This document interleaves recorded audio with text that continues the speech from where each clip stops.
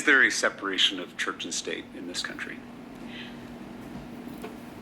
That's an interesting question that has been debated a great deal. But what I'm going to say to you is I'm going to quote some of our earliest forefathers. Do you think that our forefathers... I want to give you a chance to talk, but I also just want to make sure that I'm getting an answer to my question. Is there a separation of church and state? Did those that first Congress, that earliest Congress, when they authorized the production of a complete King James Bible, was that a separation of church and state? I'm just asking you a simple question. I think that I think I've answered it. Do you know who coined the term separation of I church do. and state? Who is that? I believe it was Jefferson. Thomas Jefferson. Yes. Yeah. Thomas Jefferson in that letter was referring to the First Amendment of the Constitution, the Establishment Clause and the Free Exercise Clause, which clearly create a separation of church and state. I have some scholars here that can better answer your specific questions, and I am not that person. Okay. We established that our founding fathers wanted a separation of church and state. But, I did not establish that. I absolutely did not establish that. Historical fact established that. I disagree with that. Do you think the Constitution is foundational to our country? I do. Why doesn't your bill mandate that the Constitution be posted in every Well, classroom? if you want to carry that bill, you can. I'm carrying the bill that I chose to carry. Yeah, and I'm not interested in micromanaging what posters are put up in classrooms, which is why I would never carry a bill like this. But I'm asking why, since you are in the business of deciding what posters are up in a classroom, which ones aren't, why is the Constitution not taking that prime spot because it's the most foundational document?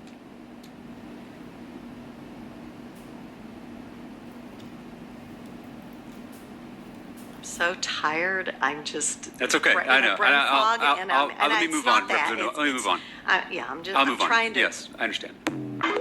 Now, isn't it interesting that the moment the question is brought to bear, well, if it's so much about the Ten Commandments being foundational to the Constitution, shouldn't the Constitution be the poster that you want posted in every classroom? All of a sudden, she's tired. She can't answer the question. I find that to be very illuminating to what the real issue here is.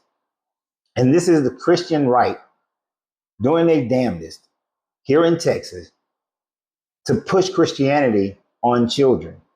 You see, if you was part of the live that we had on Monday, you know, one of the primary things that you have to do, the number 2 subject matter we talked about in order for this religion to survive, is that you have to indoctrinate children at a very young age. So if the parents are not doing it at home, and you got that atheist child, that Muslim child, that Hindu child in your classroom, one of the ways that you begin to indoctrinate them is to have them every day for 260 some odd days a year where they're looking at this poster that talks about these 10 commandments. That you got the Muslim child sitting there saying, looking at a poster that says that thou shalt not have no other God before me. Yet they go home and they worship Allah, but in the school, it's the Christian God. That the Hindu kid who woke up that morning and they did their rituals to Krishna or Brahma or Ashanti or whomever. But then they go to school and they spend 8 hours out of the day looking at a poster that says, thou shalt have no other gods before me, or I'm a jealous God. They're trying to indoctrinate and prep kids to convert over in later years of their lives by putting this information in there. Now, if she really wanted to embark on this journey, then she know that she would lose when it comes to the founding fathers wanting Christianity or making this a Christian country. This is not a Christian country. It may have been founded by Christians, but it is not a Christian country. You see, if you really look at the 10 Commandments, and I know many of you are going to say that they come from the 42 Confessions of Ma'at. But in truth, the 42 Confessions of Ma'at may play a role. But the primary role here was played by Hammurabi's Code.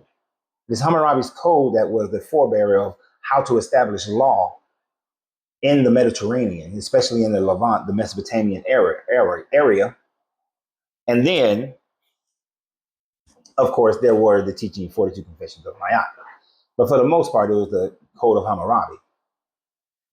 So if the American Constitution truly wanted to, if she really wanted to back up the American Constitution with some ancient writings, it would not be the Ten Commandments. It would be the Code of Hammurabi. It is those codes that would that actually facilitate the overwhelming majority of the sense of law that we have in this country. And even beyond that, the idea that America and the founding fathers was built on Christianity. If you truly look at the America was built on the Constitution. And America being built on the Constitution, I'm just talking about documentation. I know some of y'all gonna go into blood and fighting and all that. I'm just talking about the documentation. But if you were to look at the Constitution, remember the Constitution was failing to get approved after the Revolutionary War. It was failing to get approved. But it was the Federalist Papers that got it approved. Now, the Federalist Papers only mention God twice. But the writings that went against the Constitution overwhelmingly and completely and continuously mentioned God.